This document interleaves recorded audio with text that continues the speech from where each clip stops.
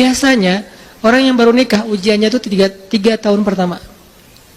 Kalau dia bisa ngelewatin masa 3 tahun pertama, insya Allah agak lebih mudah ke depannya. 3 tahun pertama ini paling berat. Apalagi kalau dia nikahnya, alhamdulillah gak pacaran. Kalau pacaran kan ujiannya udah sebelum nikah udah banyak ujian ya. Pas sudah nikah ya udah selesai. Bukan udah selesai ujiannya, udah gak ada yang perlu udah hambar aja. Udah plain ya. Pernah gitu Ustaz? Enggak sih. Untung ya, untung. Alhamdulillah gak pakai pacaran. Soalnya yang pacaran diputusin melulu. Jadi yang udah pacaran lama, pas udah nikah, kita mau ngapain lagi ya? Kayaknya udah semua ya. Oh iya, udah semua. Bulan madu dari dulu juga udah sering. Kan udah agak-agak plain gitu kan. Tapi kalau yang belum nikah, belum pacaran, nikah nih. Jadi kayak benar-benar baru pacaran. Cuman ada konsekuensi lain yang mungkin ini jadi kayak semacam ujian lah biar sabar. Masa-masa adaptasi, masa-masa saling mulai mengerti, oh ternyata kamu tuh kayak gini dan segala macam. Apalagi kalau baru nikah langsung LDRan, kan berat banget tuh. Nikah LDRan, pacaran LDRan aja berat. Benar gak sih? Nggak ngaku. Pacaran LDRan aja berat, apalagi nikah LDRan. Kenapa? Pacaran itu kan masih banyak pantangan. Nikah kan udah masih banyak ibadahnya. Tapi nggak boleh ibadah, coba gimana? Nggak sengsara tuh, merana kan? Harusnya boleh, tapi nggak boleh. Yang tadinya nggak boleh aja sengsara, apalagi udah boleh. Nah ini artinya setiap hari dalam tahun-tahun pertama pernikahan kita bisa aja mengatakan, udah deh, saya talak kamu, apalagi laki-laki. Kalau nggak sabar dikit keluar kata-kata talak. Kalau udah keluar nggak bisa ditarik lagi tuh. Karena kalimat itu walaupun guyon tetap kena kan? Guyon aja kena, apalagi serius. Enggak usah, saya waktu itu lagi dikuasai amarah. Emang ada yang cerai dalam keadaan nyaman? Kita talak yuk, gitu. Enggak ada kan? Yang namanya cerai pasti marah tuh. Jadi enggak ada istilah gara-gara marah terus talaknya enggak berlaku. Enggak, maksud marah yang enggak berlaku talak itu kalau sampai hilang akal. Tapi rata-rata kita masih berakal sih walaupun marah juga. Karena ada orang yang marah tuh kemudian dia jadi kayak orang yang gila gitu gara-gara marahnya, itu hilang akal.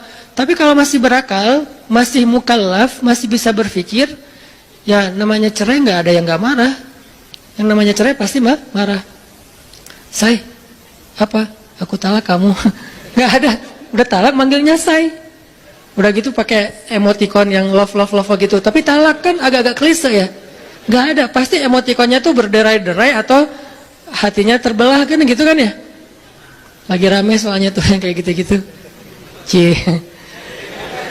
Ini artinya bahwa yang namanya talak nggak ada nyamannya. Pasti lagi marah dan tetap berlaku teman-teman. Kalau nggak Allah membimbing lisan kita, mungkin hari kedua udah talak tuh. Kalau Allah nggak membimbing hati kita, mungkin bulan pertama udah talak. Berarti kulla yaumin huwa fi sya'an. Sebetulnya kalau dengan logika iman, harusnya kita yakin setiap hari itu Allah pasti nyelamatin kita setiap hari. Cuman karena udah diselamatin jadi nggak ketahuan. Kalau nggak diselamatin ketahuan. Tadi mau jatuh di jalan nih, naik motor nih, mau keserempet harusnya jatuh, tapi nggak jadi keserempet. Atau keserempet dikit nggak jatuh. Kan kita suka lupa kalau kayak gitu kan ya. Kalau udah jatuh baru ingat. Kan saya tadi udah baca bismillah, kenapa masih jatuh? Gitu kan? Tapi kalau nggak jatuh, kita lupa bahwa ternyata perjalanan kita itu dilindungi oleh Allah sehingga kalau udah sampai bilang alhamdulillah. Jadi banyak yang kita nggak bisa ngitung karena memang tidak terjadi. Kenapa nggak terjadi? Allah yang menyelamatkan kita. Kulla yaumin huwa fi sya'an. Sehingga tetap walaupun mungkin kita nggak ngerasain, bilang aja alhamdulillah setiap hari aja gitu. Karena nggak ada ruginya juga kita ngomongin alhamdulillah. Satu-satunya kata atau nama yang gak rugi disebut cuma nama Allah. Dan satu-satunya nama yang rugi kalau disebut nama mantan. Itu gak enak banget nyebutnya. Kadang-kadang lagi ngobrol sama temen atau lagi kenalan di dalam kampus nih ya, atau kelas anak baru ceritanya. Kan kenalan nih, dipanggil nama sama guru satu-satu. Pas ada satu nama misalnya namanya siapa gitu kan ya, kita sendiri yang pas nama itu disebut langsung meriang. Kamu kenapa? Itu nama mantan saya bu. Kan suka gitu ya. Sampai ada nama jalan bisa buat dia kegeeran sendiri. Saya pernah di Masjidil Haram ada salah satu nama gate, nama gate tuh, bukan gate Masjidil Haram ya. Kalau gate Masjidil Haram semuanya nama cowok, kan nggak mungkin saya punya mantan cowok kan.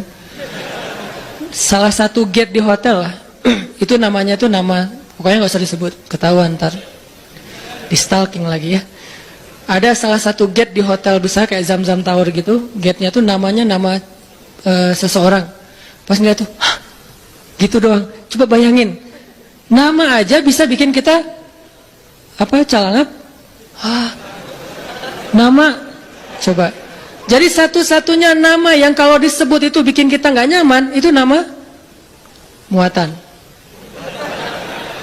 Dan satu-satunya nama yang kalau disebut bikin kita dapat kebaikan, cuma nama Allah Subhanahu.